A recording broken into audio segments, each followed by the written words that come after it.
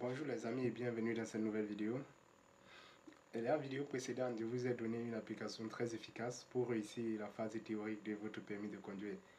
Aujourd'hui, nous allons continuer dans la même lancée, c'est-à-dire vous donner les différentes parties d'un véhicule. Donc aujourd'hui, nous entrons plutôt dans les leçons et cette leçon va constituer ce qu'on appelle la préparation.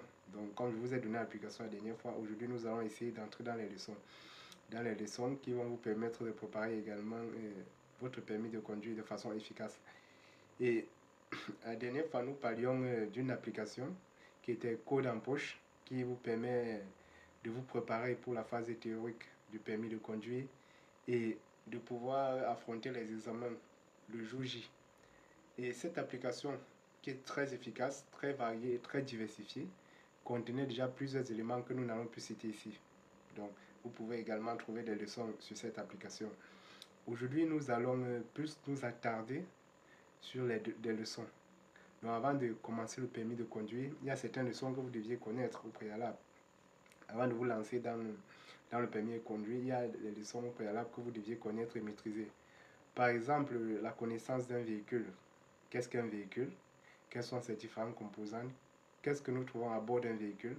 Quels sont les documents que nous devons posséder avant de prendre un véhicule? Comment fonctionne un véhicule? Les différentes parties d'un véhicule? Comment savoir quand un véhicule est en panne ou pas? Comment pouvoir détecter une panne d'un véhicule? Comment changer une roue? Ce sont ces différents moyens, ces différentes méthodes, ces différents enseignements que nous allons donc vous transcrire aujourd'hui de façon plus efficace. Encore bienvenue dans cette nouvelle vidéo. N'oubliez pas de vous abonner, de cliquer sur la cloche de notification, de mettre le pouce pour ne rien rater de nouvelles vidéos. Aujourd'hui, nous allons d'abord commencer par le véhicule. Qu'est-ce qu'un véhicule? On définit un véhicule comme un ensemble mécanique ou non équipé d'un moteur. Un ensemble mécanique équipé d'un moteur ou non pouvant être déplaçable à l'aide d'un conducteur. On distingue deux types de véhicules, c'est-à-dire on a les véhicules à moteur que nous connaissons tous, c'est-à-dire les véhicules légers ou lourds, et comme les berlines, les breaks, les pick-up, les limousines, etc. Nous avons les véhicules sans moteur, comme les motocyclettes, le pousse-pousse, etc. Maintenant, un véhicule, qu'est-ce que c'est? Parmi les véhicules légers que nous avons, ce sont les véhicules qui peuvent transporter moins de 10 personnes et avec un PTAC de 3500 kg transportable, et les véhicules lourds peuvent transporter plus de 3500 kg de PTAC. Ce sont des véhicules qui peuvent porter plus de 10 personnes. Donc c'est ça, des véhicules lourds, des véhicules légers. La société ou bien l'origine du véhicule a été mise sur pied par, nous connaissons tous avec la révolution industrielle, par Diesel qui a mis sur pied le moteur, par Stephenson qui fabrique la première locomotive à vapeur, par les frères Michelin qui adaptent les pneus à la voiture. La carrosserie et tout le reste ont été conçus également par des grands ingénieurs mécaniques. Le siège des véhicules, de la fabrication des véhicules dans le monde, c'est le Détroit. Le Détroit aux États-Unis. C'est là-bas qu'est né les véhicules et que c'est le monde même des véhicules dans le monde. Le monde même des véhicules. Donc c'est le siège social des véhicules dans le monde. Là-bas, nous pouvons distinguer plusieurs marques de véhicules qui, selon leur popularité, sont les plus utilisées et les plus vendues dans le monde. La première marque, c'est la marque du japonais Toyota. Et la deuxième marque, nous avons la marque Volkswagen de l'allemand. Et la troisième marque, nous avons la marque Ford de l'américain. Et d'autres marques que vous connaissez comme les Hyundai coréens et les Yaris français, les Peugeot, etc. Ce sont donc les différentes marques de véhicules, les BMW allemands, qui sont les marques de véhicules les plus utilisées en fonction de la robustesse de leur carrosserie, en fonction des chevaux de leur moteur et en fonction de leur faible taux de consommation. Donc chacun achète son véhicule en fonction de toutes ces caractéristiques. Maintenant, qu'est-ce qu'on trouve à bord d'un véhicule? On trouve d'abord une ceinture de sécurité que, que tout le monde connaît. On trouve un tableau de bord kilométrique. on trouve les essuie-glaces, on trouve des lave-glaces, on trouve les feux, les différents feux, c'est-à-dire comment mettre les différents feux à l'intérieur. Ça c'est l'intérieur, mettre les feux. À l'extérieur, on va présenter les feux plus tard. Donc on voit comment mettre les feux. On a le panneau de bord qui présente plusieurs types d'éléments, le niveau d'huile de moteur, le niveau de kilométrage, le niveau des feux de direction, les clignotants, tout ça se trouve sur le tableau de bord que je vais présenter plus tard. Et à l'extérieur du véhicule, on a deux feux blancs en avant, on a les feux de position qui sont visibles à 130 mètres, on a les feux de croisement qui sont visibles à 30 mètres et on a les feux de route, deux en avant, deux en arrière qui sont visibles à 100 mètres.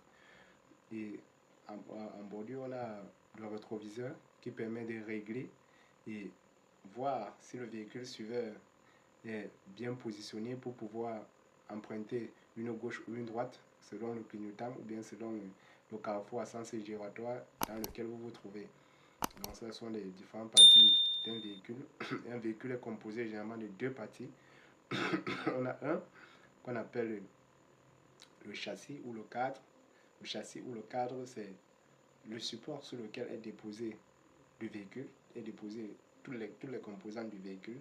Ensuite, on a le réceptacle qu'on appelle généralement la carrosserie ou l'habitacle. C'est ce qu'on appelle la coque généralement, tout ce qui regroupe, tout ce qui porte tous les composants du véhicule. Mais tous ces composants du véhicule sont soutenus par un châssis. Tous ces composants sont soutenus par un châssis qui est également porté par les pneus que nous connaissons tous.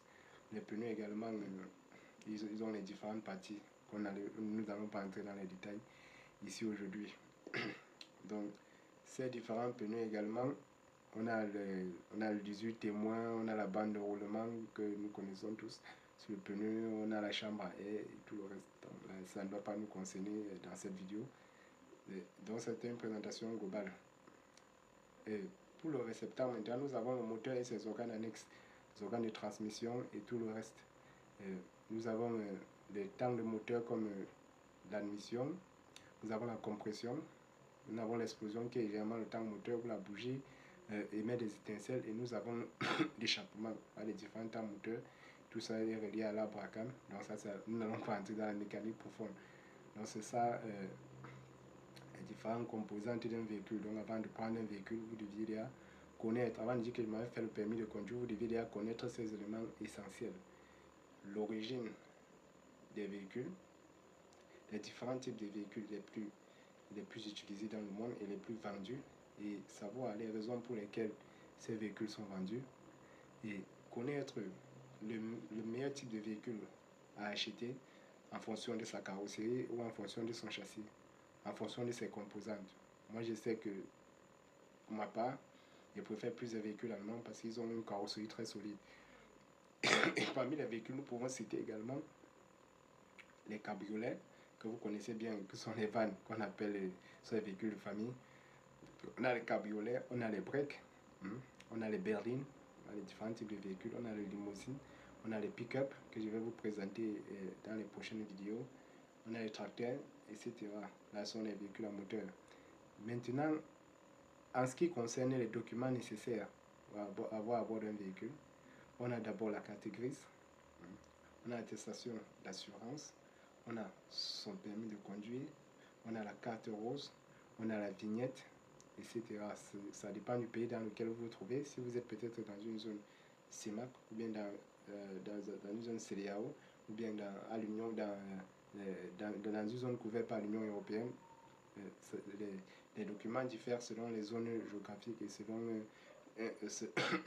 la législation mise sur pied par le ministère des Transports. Quand vous avez ces documents, quand vous avez la connaissance du véhicule et les différents documents, vous allez essayer d'entrer en profondeur. Connaître que quand je prends un véhicule au matin, quand je regarde, la première chose à faire, c'est contrôler d'abord l'état de gonflement des pneus. Quand je prends le véhicule au matin, je vérifie d'abord l'état de gonflement des pneus. Ensuite, je me coupe, je regarde en bas du véhicule. S'il y a l'huile qui coule en bas du véhicule, je sais que là, le moteur est touché. Mais si c'est de l'eau qui coule, je sais que c'est le radiateur. Nous allons également vérifier l'état des essuie-glaces. Nous allons vérifier l'état de la pare-brise, la position du rétroviseur et tout le reste. Nous devons vérifier toutes ces étapes avant de prendre un véhicule le matin. Donc la prochaine leçon que nous allons entamer, aujourd'hui nous allons parler des différentes parties d'un véhicule. La prochaine leçon que nous allons entamer la prochaine fois, ce sera les parties de la route. Comme c'est les parties de voir les routes continues, les lignes discontinues, les lignes zébras, comment est-ce qu'il faut franchir, pourquoi est-ce qu'il ne faut pas franchir, quels sont les risques à franchir, comment se comporter au niveau d'un tournant à virage à droite, comment se comporter au niveau d'un virage à gauche, comment se comporter au niveau d'un double virage, comment se comporter sur une autoroute, comment se comporter sur une route ordinaire, sur une route en race campagne, sur une route en agglomération, comment se comporter à ce niveau-là. Donc, ce sont les différents éléments que nous allons aborder dans le prochain thème. Merci d'avoir regardé la vidéo. J'espère qu'il vous a été très bénéfique et qu'il vous a apporté un plus dans la préparation de votre permis de conduire. N'hésitez pas de liker, de vous abonner, de cliquer sur la cloche de notification pour ne rien rater de nouvelles vidéos. Ciao, ciao.